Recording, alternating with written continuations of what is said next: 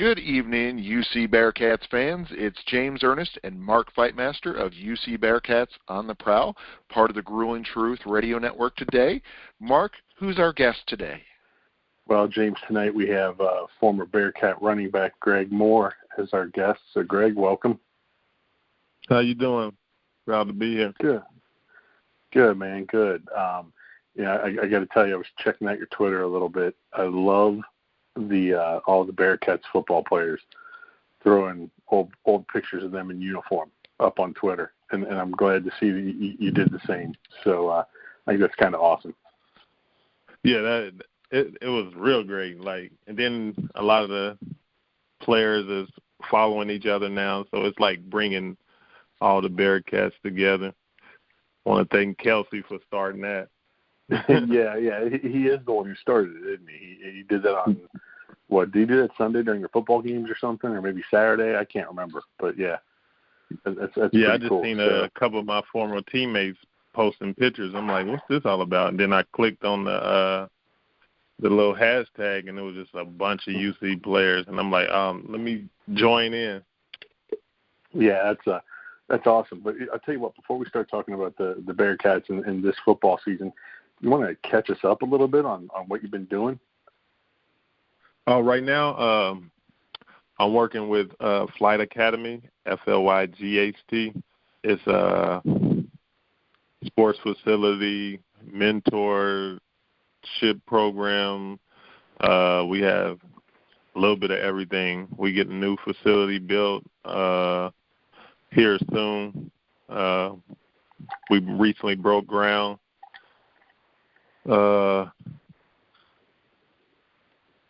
Just been out here working. I'm still supporting the youth with sports and everything, as far as football and basketball, and we have an actual prep basketball team right now. We're trying to do a prep football team starting next year.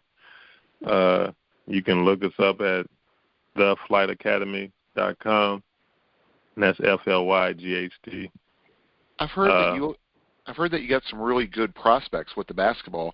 Tell us a little bit about that. Yes, we got 12 guys. Most of them from around the Dayton area. 10 of the 12 is from the Dayton area, and then we got 2 guys that's from the Florida area. And they got caught up in that COVID situation to where it took a whole season away from them. It took a playoffs away from them. Then they didn't really get a chance to get out in front of coaches to show their talents. Yeah, we got some pretty good guys. We got a nice little squad we put together. Along, my cousin, my first cousin, is the owner of Flight Academy. He used to play at UD. Cool. Chris Wright. Okay. He's a well-known name. He played for Golden State, Milwaukee Bucks, and Toronto Raptors. So nice. That's awesome. So speaking of the Flight, do you also work with Flight of Fright? Yes, that's our haunted house we just started. Yeah, it got pushed back due to the weather, so we'll be starting this weekend actually. The Flight of Fright haunted house.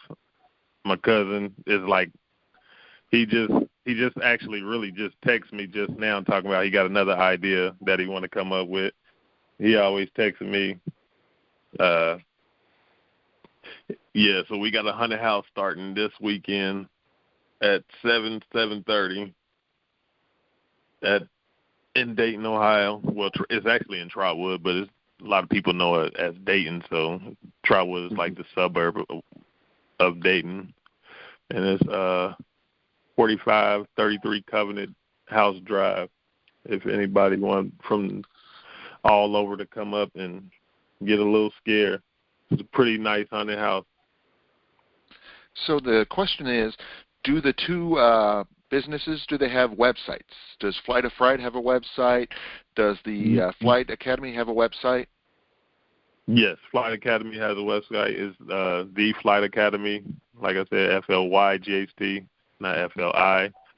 At flightacademy.com is the actual website for all our sports stuff because we have sports camps over the summer for basketball, football. We actually did an intro to sports because, a lot of kids, it's more so I want to say the parents make kids focus on two sports, and that's normally football and basketball. So we did a intro to sports camp to where it was a 2-day camp to where kids got to participate in all sports from track, football, baseball, basketball, volleyball, soccer. So they was like, during the parts of the day, you was doing a different sport throughout the day. That sounds awesome. It sounds like you really opened up some kids' eyes and enriched their horizons. Right, yeah. We really did. And what's crazy, what the popular sport was volleyball. Like, you would think, like, boys really don't really want to play volleyball. When they got to playing it, they really loved volleyball. Oh, definitely. No, I get that. Yeah, because they just don't really get the opportunity. I mean, for the longest time, male volleyball has kind of been put on the back burner. It's kind of discouraged. But there are a lot of talented basketball players that would shine in the volleyball format, I would think. Right. So, yeah, we did that with the youth. We did that with it was grades K through 6. Just trying to start them young on introducing themselves to other sports, because if just say one of your main sports is football or basketball, by playing other sports helps you develop different movements, different motions, and help strengthen different areas of your body so you don't get hurt just by doing the same motions over and over again. Definitely. Like my favorite story is Akeem Olajuwon was a soccer player most of his life, and then he became a basketball player. Or Tim Duncan was a swimmer, and then he became a basketball player later in his life. So, yeah, I agree with you. Having more versatility in your sports definitely broadens your abilities and broadens your skills and can improve your health as well. Yeah, just like you said, Akeem Olajuwon, soccer builds great footwork. He's known as one of the best footwork big men that ever played the game of basketball. Exactly. So it sounds like you've got a lot of great stuff going on. You and your cousin working at the running the Flight Academy, running now the haunted house, the Flight of Fright. I mean, it sounds like a lot of fun stuff. Yeah, we just putting a lot of things together for the youth, trying to keep them busy and active and staying off, nothing wrong with video games because I play them myself, but trying to get them outside the house a little bit, trying to stay keeping the kids active. Definitely. No, I know what you mean. I was going to say sometimes it can be a struggle getting the kids out there doing stuff because they get, into their technologies. But, yeah, I was going to say it's nice that you guys are giving them alternatives and giving them opportunities to go out there and thrive. Yes, sir. So it sounds like you got that good stuff going on. Tell us, you were doing the social medias with UC football. So who are some of your former teammates that you've been touching base with of late? Well, I've been going to all the home games, and when I can't make it to a away game, my surround sound in my basement is like I'm there anyway. So, like, I touched base with Anthony Hope, Dominic Goodman, Charlie Vample. I seen him at the game last weekend. Who else was Bradley Gladhart was at the last game. I seen him. I seen Digger. I seen Digger Booznock. I get to see them all at the games, so we hang out at the games a little bit and have a little fun and laugh. My boy John Goebel. So, yeah, we hang out at the game and laugh a little bit. And I can imagine there's not too many negatives that you can say about the current team. I mean, I would think it's probably all positives and praise, correct?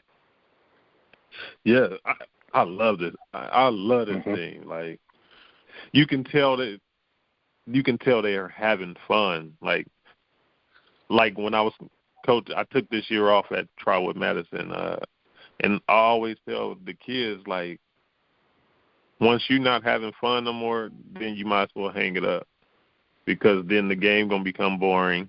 Then you're not gonna play as hard. Like, this team, like, really has fun, and it makes it entertaining to watch, like, all the fun that they have.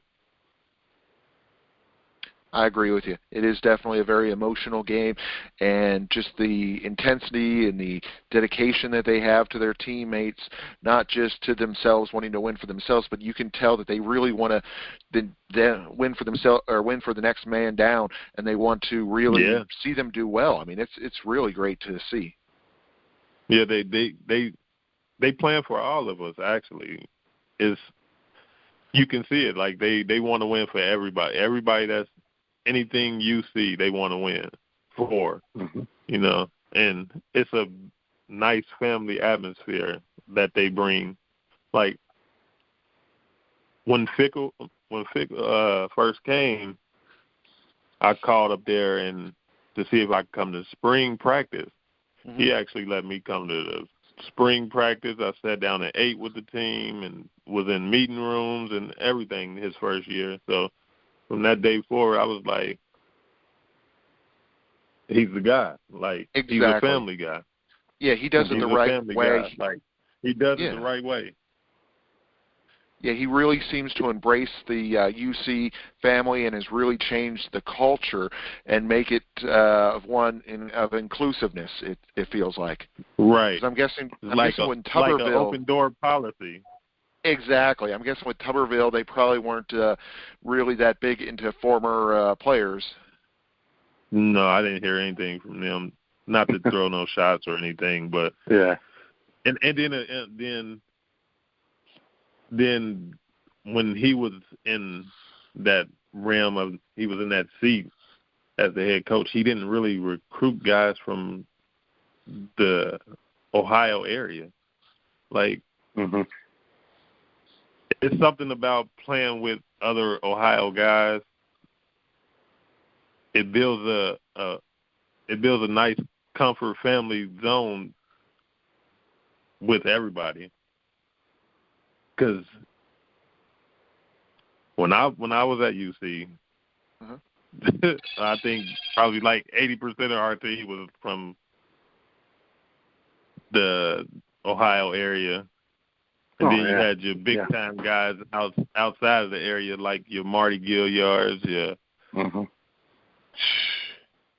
who else we have? Your Gaduli brother. And that's really in the area because it's right down the street. So exactly, yeah, that's still local. Yeah, yeah. And then we had Marcus Barnett. He's from Maryland area. Like, I just like the way Pickle approach his recruiting to where he's It's like, why not stay home? Why not do it for your home? You know? Exactly. He's picking the talent out of the home as opposed to trying to look everywhere else, because we already have a lot of talent in Ohio, Northern Kentucky, Indiana. So why not go with your strengths and incorporate those players, which are, of course, building strong, like you said, building stronger bonds, building more team unity, being a more local atmosphere. Instead of just going for the top name guys, like, you know, that's one thing about Cincinnati is we get the guys that are hungry. Like, we hungry for the game. Like, it's a bunch of 3-star and lower guys that's trying to prove a point that, like, the rankings and all that don't matter once you step on the field with us. What you've seen against the Notre Dame game. Notre Dame gets top recruits every year. And like I said, that stuff don't matter when you step on the field with a Bearcat. Yep. So I can imagine that you are very excited about Ford and the other running backs. What are your thoughts? How do they remind you of you? I like Jerome Ford. We actually just followed each other on Twitter, not just recently too. He can change it up. He a power guy. He'll leave you in the dust. He's an all around back. I like him. I like all the backs that we got right now. One of my guys though I enjoy watching was Jared Dokes though from last year. It was sad to see him get hurt a little bit, banged up, but Jared Dokes was one of my style of running backs too. Him what and was real? Mm-hmm. Go ahead. Oh, I was going to say what was really cool with Dokes is he played in that last preseason game here in Cincinnati for Miami, and oh my gosh, he had such a remarkable game. I mean, he had like 2 touchdowns and 150 yards. It was looking great. Yeah, I follow all those guys. It's like it's just a proud moment when you like come from somewhere and then you see the guys underneath you that followed in your steps and making it even better than when you was there, and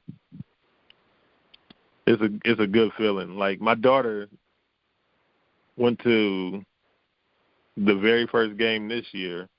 We scored so much she like literally sings the fight song, running around the house all the time.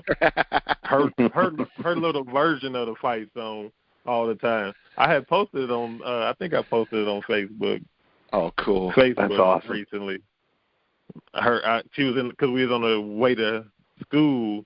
We was on the way to her school one morning, and I just hear her in the background singing, saying "Cheers, Cincinnati." Awesome. So I pulled my phone out and like put it back there and started recording her. But yeah, it was funny. I shared it on Twitter and tagged a few of the guys from this year's team. Even one of the kids I coached in high school, Sammy Anderson, he played defensive back for UC right now. I tagged him in it.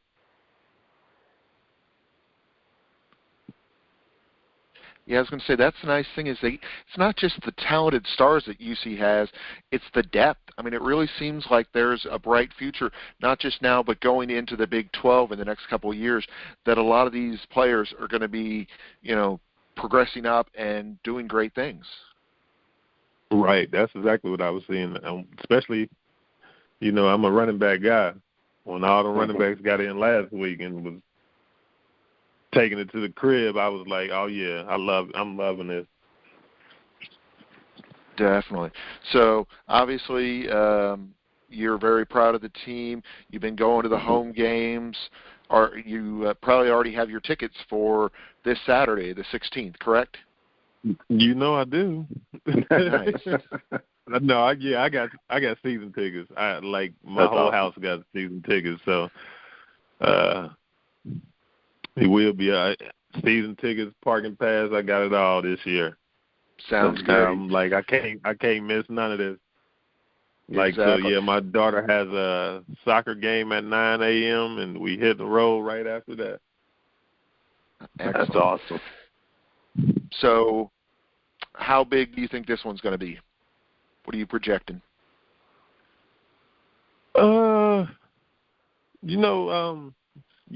has some injured guys in some key positions, so as long as we come out and play like we know how to play and don't give them no breathing room to think they can play with us, it'll be like dominant like the rest of the last few games we just played. Mm-hmm. Yeah, I agree. I'm thinking like 40-10, something like that. Yeah. Yeah. How about you, Mark? What do you got? Well, James, we talked about it last week. UC's third in the country now. Yeah. And they need to hold serve and just continue dominating. And I think they will again this week. Score-wise, in the 42-7 range, somewhere in there. You know, I'm close to where you are. Thing is, they've got to go out and continue to take care of business because. And Greg, you know, you don't know this about me, but James does. I'm a long-time Cincinnati sports fan. All right, I'm 48 years old. All right, so I've been through it all, and I am always waiting for something to happen. You know, for the rug to be pulled out from under me, so I go falling down the steps. You know, as a Cincinnati sports fan. So I look at those rankings. You know, yeah, we're third. That's awesome. You know, Oklahoma's fourth. I don't worry about Oklahoma. What I worry about is 5 and 6. I worry about Alabama and Ohio State, even though they both have a loss.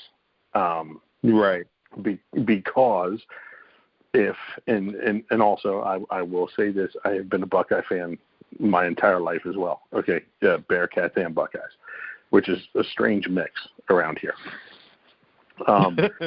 You know, if let's say Alabama wins out, and that means they've got 2 wins over Georgia probably if they face Georgia again in the SEC championship game, you know, and UC stumbles a little bit, or even Ohio State, because I think on Ohio State's schedule they still have Michigan State, Michigan, and Penn State all that are ranked, and if they make it to the Big Ten championship game, then they got Iowa, because Iowa should run through undefeated, who's the number 2 team in the country. I worry about the quality of the wins that UC's had, you know, will have had on the course of the long haul. So they need to go out, and I think Fickle may have said this earlier today. I'm not positive, but they need to go out and just destroy people. And that's why that's what I like about what he's doing. Like he's putting his foot on every team's neck. Like this is what we got to do. Like normally teams are let up and let their younger guys play. But we in the position to where we gotta like make all these games look like these teams had no chance, just for them to keep us in the conversation. Right, and it's funny because, and maybe that's how screwed up the NCAA playoff, you know, the bowl stuff is. But we're talking about the favoritism and money thing. Yeah, and we're talking about the number 3 team in the country, and we're talking about them having to have the mentality that they're the underdogs as far as not each game goes, but as the whole season goes, you know. And they just have to go out and just destroy people and take care of business. And I think Fickle will do that. You know, I think that's one thing that you established talking about him in that. So I think this Saturday is no different. I think they go out and they're going to put the score up that they need to. Well, the thing I'm a big fan of is how they have been doing that, and then they've been able to get Evan Prater and some of the other players in there in the fourth quarter. I mean, he played the whole fourth quarter this last game. Right. Well, and James, we talked about this maybe last week or a few weeks ago, James. I mean, Evan Prater is a roll up from behind on Desmond Ridder. He's a twisted ankle. He's a dislocated way of playing. And so he needs that experience. And I think it's smart that they can get him in the fourth quarter. Yeah, you're right. I'm going to speak it into existence, but it's a norm. It normally happens like every year. Iowa and Georgia always find a way to fold somewhere. Yeah, and I am counting on that. I did not expect Alabama to fold. I thought it was going to be the other way around, man. I thought it was going to be the other way around. Iowa, you know, the Big Ten West. We're going to be number 1 sometime this year. I'll tell you what, man. If UC hits that number 1 spot, this town is going to melt down. I mean, it will. Right. You know, I mean. And knock on wood, the Bengals are playing somewhat decently, you know, and if UC were to hit that number 1 spot, this place would just they'd have to probably put out some kind of warning to stay out of the street because people would be going nuts.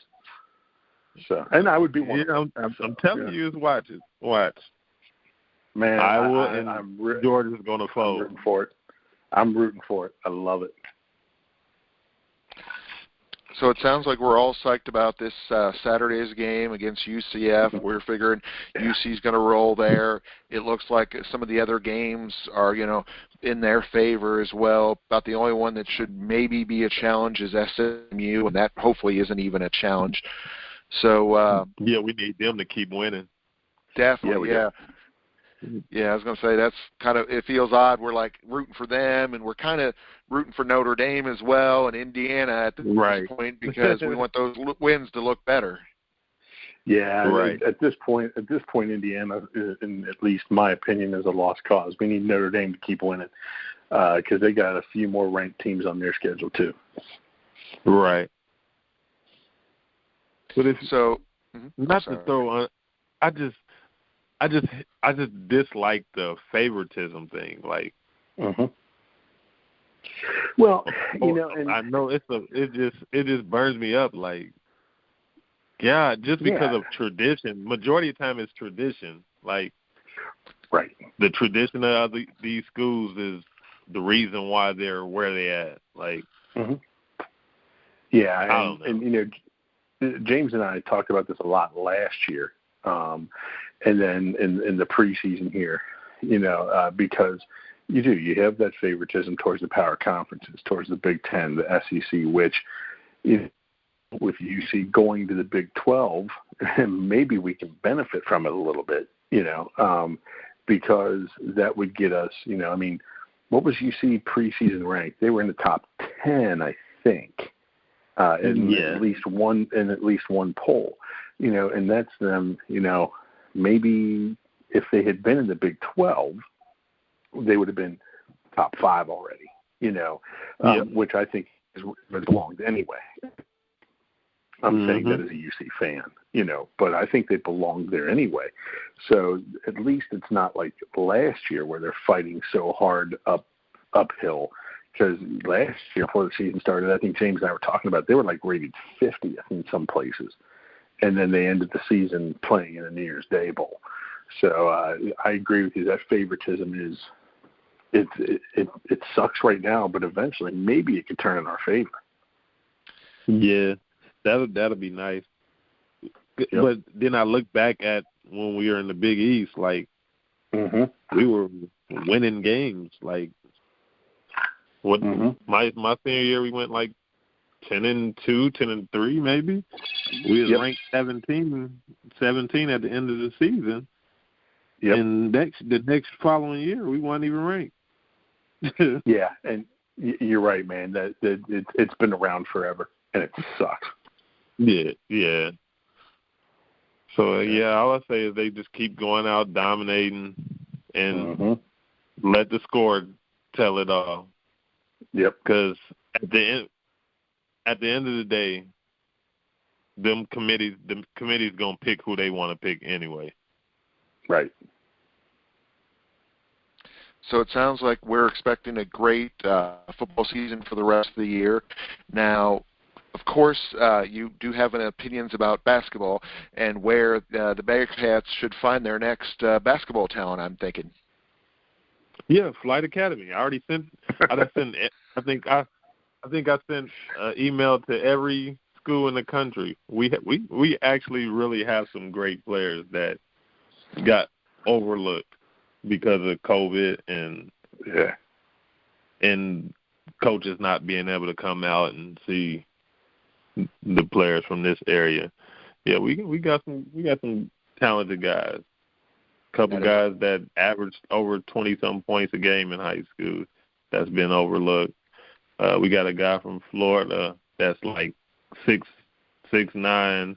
He played on a high school team that like just drafted like 3 guys from his team to the NBA, and they won 4 state championships in a row.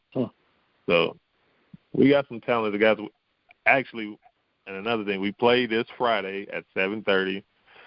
You can watch it on TKDS Sports if anybody want to watch it.